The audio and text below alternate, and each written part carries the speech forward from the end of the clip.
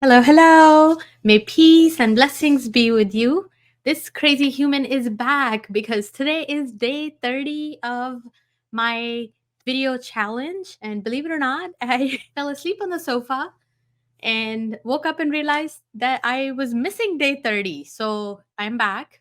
My child is reminding me that technically it's already the next day. I was like, no, if I don't sleep, it's not the next day yet. And then I started laughing with him. I said, well, technically I did fall asleep. So maybe it is the next day. Who cares? I'm here. So I'll let you be the judge if I win or not. But the important thing is that I am here and I do want to talk about something super important. But before I go there, I have to share something funny. My little guy was working on a project yesterday. He was creating these 3D spatial models where they had to, measure the paper as they were building different things. So it was a pretty interesting project, and he wanted me to sit with him as he was working on that, and I was like, I would gladly do that. So I was watching him build these things, and he's like very excitedly showing me this little cube he made. It had a rectangle screen on the front, and on top it had four circles. And he is so excited showing me the object after he made it, and he's like, Mommy, what is it? And I'm looking at that and I was like, I'm not sure. I was like, tell me, what is it? He's like, no, no, you have to guess. I said, is that a TV? And he starts laughing. He's looking at me and he's laughing. He's like, no, look at the top. And then I look at the top and I noticed the four circles again. And I was like, they're four burners. So he actually made a stove with a screen in the front. And I said, you have no idea why I thought it was a TV, because back in the day when I was growing up, the TVs looked like that.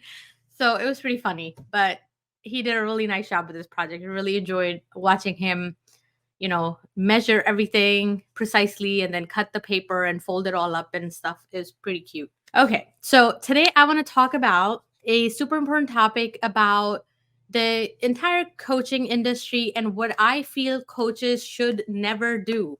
And I really want you to join in the conversation. In the comments, let me know, what do you feel that coaches should never do. But before we do that, I want you to think about a time in your life, maybe when you were younger, who was someone who really brought out the best in you. What did they do? What characteristics did they possess? How did they empower you and enable you to be more? When I think back about my time, there were a few key people in my life who really helped bring out the best in me. And also, I remember there were a few people that enabled me to not pursue a path because of how their feedback made me feel. So, when we're coaching people, I think number one requirement is to make sure we're empowering others. We're not really creating a situation where we're disempowering them, right? And I'm not necessarily saying you can't ever use tough love. You absolutely can, but it has to be within reason. When we're coaching other people, we really have to figure out what do they need to be successful, not necessarily what my style is, right? So if my style always is to be gentle, but my clients or people I'm coaching need me to hold them accountable, right? Then I need to step up and I need to hold them accountable. And if I'm not doing that, then I'm not the best coach for them. The same is true if my clients are sensitive people and I am really treating them with tough love. It's a mismatch, right? They may figure out a way to get the task done in that moment because I am being hard on them. I am showing them tough love. I'm holding them accountable. But internally, I'm shattering their confidence. Internally, I'm making them feel really, really bad. They may accomplish this one milestone, but we may just kill the love and the joy in that activity for them for life. And I want coaches to never ever do that. Even when clients are asking you for feedback, right? You're not necessarily wearing your coach hat, you're really wearing your consulting hat, right? Your consultant hat. For a number of years in my job and, other roles I've had where I really was a consultant, right? I was getting paid or I was getting a seat at the table because somebody was asking me a question and I was answering that, and I'm was helping solve that problem, right? So I was really being a consultant. But when I stepped into coaching, it's a whole different world, right? It like I don't even have to give my clients the solutions. I have to empower them to come up with the solutions. I have to empower them to get them to execute those solutions, right? I need to empower them to hold steady their vision and help them accomplish their goal by making sure I'm providing an environment that helps them thrive, right? Whatever that takes. Sometimes sometimes it is tough love, but sometimes, many times actually, it is a lot of nurturing, and it's a lot of, helping them bounce ideas off of you and reflecting back to them what they're saying, right? Because that is what they need sometimes in the moment. So I just want coaches to be very mindful of that as you're working with clients, right? So sometimes, like, if somebody's showing you something they've done, they're super excited about it, even though you've done it 20 times and you're, multiple steps ahead of them, but you don't have to compare their initial baby steps to your future steps, right? You don't need to do that to them because they're not there yet. They will come along, they will get there if they feel confident in themselves.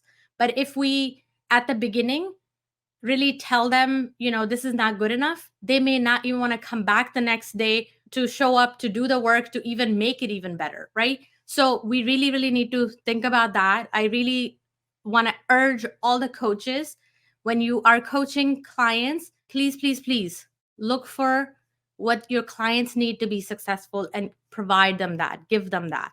And if you're already doing that, that is fantastic. And if you think what I am saying is not the right way, and if you think that you have to stick to your style no matter what the client is needing, let me know, because I want to hear some stories. I want to really learn in which instances that works, because every single time, like, I've gone back and I've thought about it. So I personally never thought that I was a creative person. And one of my mentors, who happened to be a really good coach also, really provided a safety net for me to be creative, right? He would allow me to experiment with ideas, and he would be excited about my ideas.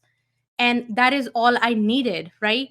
To really feel that I could think, I could be creative, I could make mistakes, and it was okay. And that really helped me realize that I am a very creative person. My creativity is very different than, being in like the arts or crafts space or something like that. I'm very creative with solutions. I'm very creative with solving tech problems and things like that, creating processes and stuff like that, right? It's a very different type of creativity, but he really helped bring that out in me. And if I didn't work with him, if I didn't have that opportunity, I probably would not be like that. So I'm super grateful. And what he provided was really that safety net, right? That ability to bounce ideas off of someone and really listening in to reflect back and say, yeah, I get it. Yes, your idea is, it has legs. How about this? How about this? How about this? Right? So he's really always was helping me expand my options, expand my choices, and things like that, which is so fantastic. And I aspire to be a coach, a leader like him, so that I can also cultivate that love of creativity in other people. I really, really would, love to be that person for other people. Okay. I am super grateful that I took on this challenge for the last 30 days. And my big intention for this year is consistency. I did not want to talk about it before because I almost didn't want to jinx myself. So, but since I've been consistent for the last 30 days, I do want to talk about it. I do want to share that whatever I am pursuing, I'm wanting to be consistent in that, because I'm a multi-passionate person, because I have lots of different ideas and I get pulled into a lot of different things, and I enjoy that very much. But at the same time, my business, my life, and everything also requires a lot of consistency, which looks very different from different people's lenses, right? Consistency to me means like I am taking action, I'm taking consistent action, I'm consistently growing, and I am not so hung up on the, I want to say, maybe like the cadence of how often I do things and stuff like that. I'm not super hung up on that.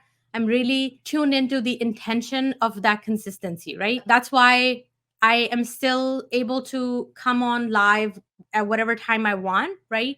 My intention is to show up every day, whether it's like 8 in the morning, which I don't think has happened at all in the last 30 days.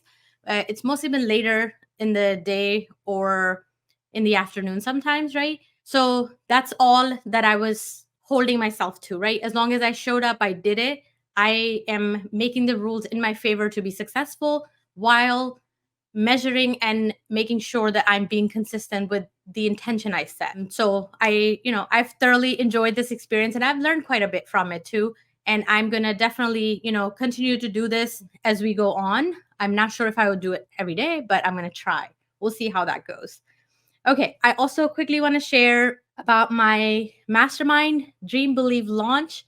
It makes me so happy just seeing the amazing work my clients are doing, and I want to have more of that. I really pray every day to be surrounded by people who are so progressive, who really want to do the work, who want to show up, who really want to build businesses that create goodness in the world, that empower other people, and just, all around create goodness in the world. If that is you, if you are a coach and you would like to get your program launched in the next 12 weeks, please join my program. It's dreambelievelaunch.com. And I want to be a facilitator of your success. I really, really want you to, make sure your program gets launched, especially if you have worked with other coaches and you've done this a few times and you still feel that you haven't had as much success as you would like.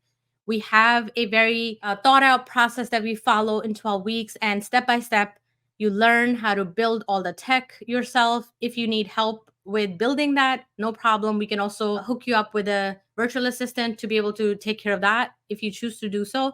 But if you want to learn all of the pieces and learn the process and do it yourself to get launched in the next 12 weeks, this program is perfect for you. And the beautiful thing is, once you do it one time, you're in the program for a whole year. You have the option to do it 3 more times with me this year. So by the end of 2024, you would have mastered these skills and you can literally launch any program down the road anytime you want. And I'm just so committed to doing this work because anything that I've figured out, anything that I've learned, I really want to pass that on. I really want to share that with other people. And what better to way to do that than doing it through masterminding with other people. Okay, friends, you have the link. I will be back hopefully tomorrow. I have a different look today because I'm having little issues over here, but it's all good. Keep me in your prayers and I will be back next time. May peace and blessings be with you.